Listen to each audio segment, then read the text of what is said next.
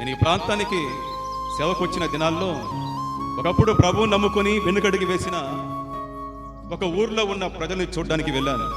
వారందరినీ మరలా బలపరిచి దేవుని నడిపించాలని కోరుకున్నాను. ప్రతి వారం ఆ ఊరికి వెళ్ళి వారిని సందర్శించేవాడు. వారిలో కొందరు చెప్పిన మాట ఏంటో తెలుసా? అయ్యా, మాకు నిప్పు నీళ్లు లేకుండా మేము ఉండలేము. యేసయ్య దగ్గరకు వస్తే శుభ్రంగా ఉండాలి. అది మాకు చేత కాదు, మా వల్ల కాదు. మాకు నీళ్లు నిప్పు కావాలి. అనగా మద్యము, నీళ్ళంటే మద్యము, నిప్పు అంటే బీడి, పొగ తాగడం.